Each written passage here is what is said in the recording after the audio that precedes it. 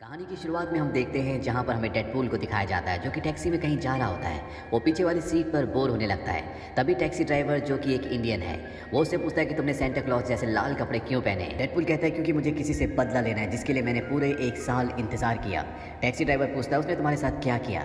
Deadpool अपना mask हटाता है और उसे अपना चेहरा दिखाता है जो पूरी तरह से जला हुआ होता है। पर तभी डेडपूल को याद आता है कि वो अपना हथियारों का बैग घर पर ही छोड़ा है, लेकिन वो वापस नहीं जा सकता क्योंकि अगर वो वापस गया तो उसका दुश्मन जिसका नाम फ्रांसिस है वो उसके हाथ से निकल जाएगा। इसके बाद वो टैक्सी से उतर जाता है और ब्रिज पर बैठकर अपने दुश्मन का इंतजार करता है। कुछ ही देर बाद वहां पर फ्रांसिस की कार आती है। डेडपूल उस पर कूद जाता है और अब वो एक एक करके फ्रांसिस के आदमियों को मारना शुरू करता है। वो लोग भी उस पर गोलियां चलाते हैं। एक गोली डेडपूल के आर पार हो जाती है, पर इससे उसे कोई फर्क नहीं पड़ता क्योंकि उसके पास हीलिंग पावर्स है। अगर उसे चोट लगती है तो वो अपने आप ही ठीक हो जाती है। सभी को मारने के बाद वो फ्रांसिस को ढूंढता है और अब फ्रांसिस उसे मिल जाता है। वो अपनी तलवार लेकर उसके पास जाता है और अपना नकाब हटाते हुए उससे पूछता है कि फ्रांसिस तुम मुझे भूल तो नहीं गए। फ्रांसिस कहता है वेड तुम। दरअसल डेडपूल का असली नाम वेड है। डेडपूल उसे कहता है कि तुमने जो मेरे चेहरे का हाल किया है उसे सुधारने का वक्त आ गया है। पर इससे पहले कि वो फ्रांसिस को मारता पीछे से क्लॉसिस आ जाता है जो कि डेडपूल की तरह एक म्यूटेंट है।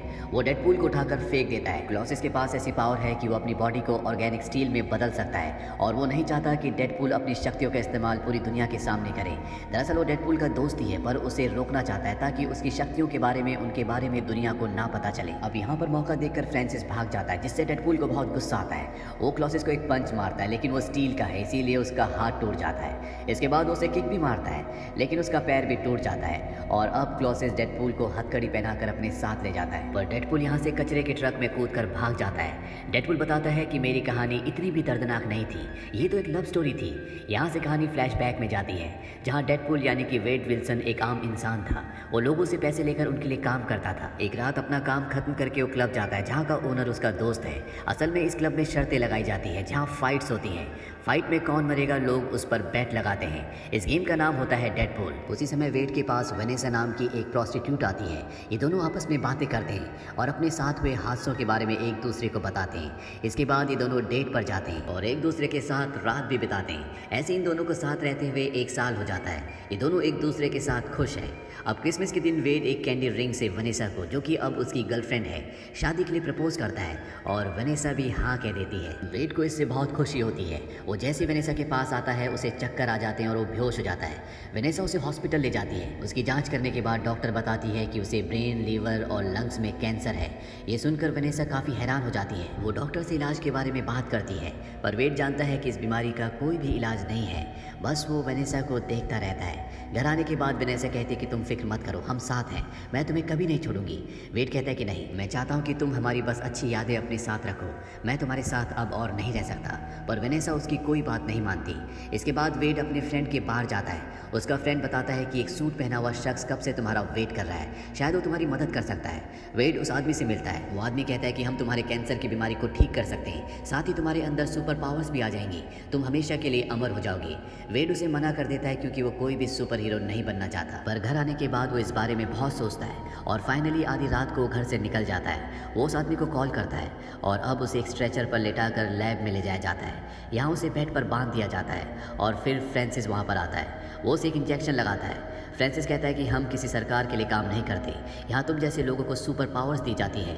हम तुम्हारे शरीर के अंदर म्यूटेंट जीन्स को इंजेक्ट करेंगे, इससे तुम्हारा कैंसर खत्म हो जाएगा और तुम्हारे अंदर बहुत सी सुपर पावर्स भी आ जाएंगी। पर यह इंजेक्शन हर किसी की बॉडी में काम नहीं करता। कभी कभी हमारे एक्सपेरिमेंट्स फेल भी हो जाते हैं। इस एक्सपेरिमेंट को सक्सेसफुल बनाने के लिए हमें तुम्हारे शरीर को बहुत दर्द देना होगा। इसीलिए फ्रांसिस उसे बहुत मारता है, उसे इलेक्ट्रिक शॉक देता है, साथ ही उसे बर्फ के पानी में बंद रखता है ताकि उसकी बॉडी में कोई चेंजेस आए। पर ऐसा नहीं होता। अब वेड एक बेड पर बंधा हुआ था जहां वो उसके पास लेटे हुए पेशेंट से बातें कर रहा था। तभी फ्रांसिस वहां आता है। वो वेड को एक ग्लास कंटेनर में बंद कर देता है। फ्रांसिस कहता है ये एक एयर टाइट चैम्बर है जिसमें तुम्हें बिल्कुल भी सांस नहीं आएगी और तुम मरने वाले होंगे, तभी हम इसके अंदर थोड़ी सी ऑक्सीजन छोड़ देंगे जिससे सिर्फ तुम्हारा हार्ट काम करेगा और फिर वैसे ही छोड़ दिया जाएगा। इससे या तो तुम म्यूटेंट बन जाओगे या फिर मर जाओगे। जैसे कंटेनर से हवा बाहर निकाली जाती है, वेड की पूरी बॉडी का ऑक्सीजन खत्म होने लगता है, जिस वजह से उसकी बॉडी को देखने पर लगता है कि वो जल रही है।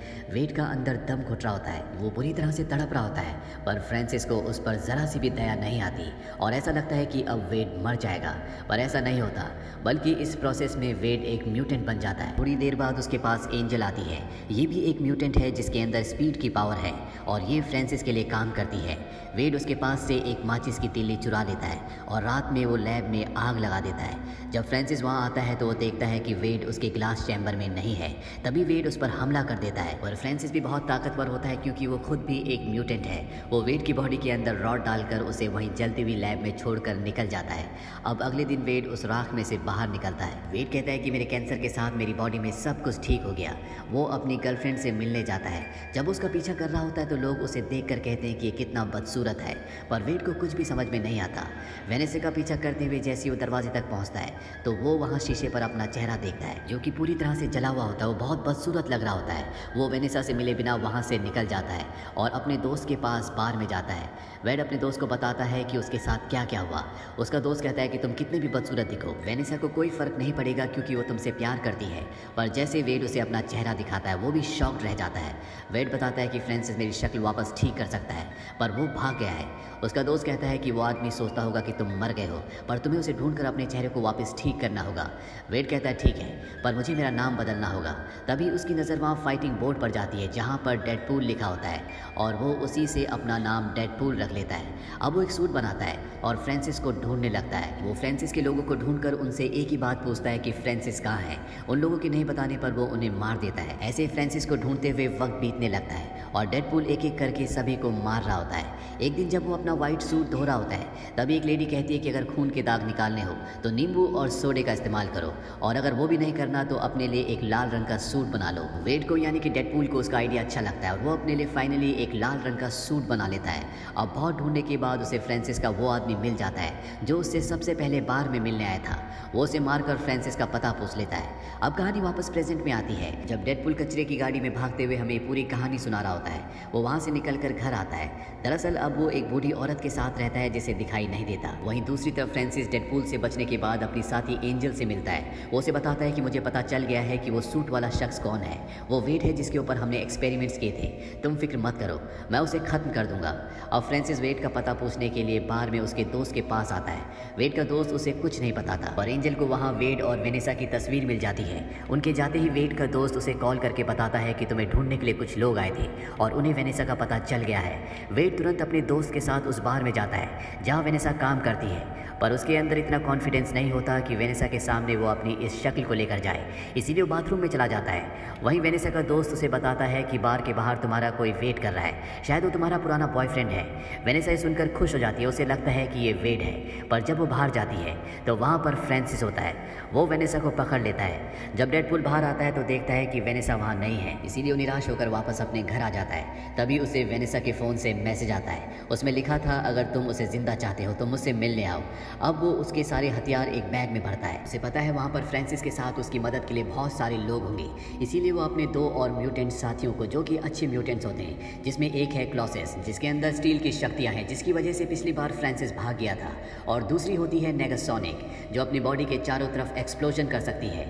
अब ये सब के सब लोकेशन पर पहुंच जाते हैं, पर यहाँ पर डेडपूल से एक बार फिर से गलती हो गई है। उसने पिछली बार की तरह अपने हथियारों के बैग को एक बार फिर से टैक्सी में ही छोड़ दिया है। वो टैक्सी ड्राइवर को कॉल करता है, पर यहाँ भी उसकी किस्मत साथ नहीं देती। तभी टैक्सी ड्राइवर का एक छोटा सा एक्सीडेंट हो जाता है जिस वजह से वो डेडपूल का कॉल नहीं उठा पाता। डेडपूल कहता है अब मुझे मेरी 2 तलवारों से ही काम चलाना होगा। डेडपूल, क्लॉसेस और नेगासोनिक तीनों के तीनों अंदर आ जाते हैं। फ्रांसिस के लोग इनके ऊपर हमला कर देते हैं। क्लॉसेस और एंजल के बीच में खतरनाक फाइट होती है, जबकि डेडपूल और नेगासोनिक बाकी गार्ड से लड़ते हैं। कुछ देर लड़ने के बाद नेगासोनिक अपनी पावर से आग निकालती है और डेडपूल को वेनेसा के पास पहुंचा देती है, पर वहाँ फ्रांसिस भी मौजूद होता है। दोनों के बीच में फाइटिंग होती है और डेडपूल उसे बहुत बुरी तरह से मारता है। वहीं दूसरी तरफ एंजल क्लॉसेस का एक मोटी रस्सी से गला घोट रही होती है, पर तभी नेगासोनिक वहाँ एक बहुत बड़ा ब्लास्ट करती है जिससे वो पूरी बिल्डिंग गिरने लगती है।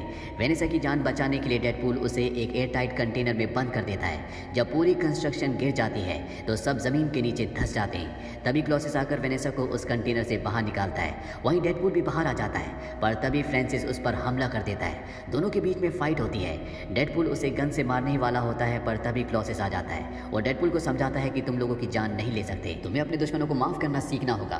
पर डेडपूल तो डेडपूल है, उसे ज्ञान की बातें कहाँ समझ में आती है। वो गोली चलाता है और फ्रांसिस की वहीं पर मौत हो जाती है। अब वेनेसा उसके पास आती है और उसे मारने लगती है। वो डेडपूल से पूछती है कि तुम पिछले 1 साल से कहाँ पर हो। डेडपूल यानी कि वेड उसे बताता है कि अब मैं पहले जैसा नहीं रहा, मेरा चेहरा खराब हो चुका है। वेनेसा उसे उसका मास्क उतारने के लिए कहती है और जब वो अपना मास्क उतारता है तो वेनेसा देखती है कि उसका चेहरा पूरी तरह से खराब हो चुका है। डेडपूल कहता है मैंने कहा था ना, अब मैं पहले जैसा नहीं रहा। वेनेसा कहती है कि इस बात से मुझे कोई फर्क नहीं पड़ता, जल्दी मुझे तुम्हारी शक्ल की भी आदत हो जाएगी। और अब ये दोनों फिर से पहले की तरह एक हो जाते हैं और जिस तरह से पहले धमाल मचाया करते थे, एक बार फिर से धमाल मचाना शुरू कर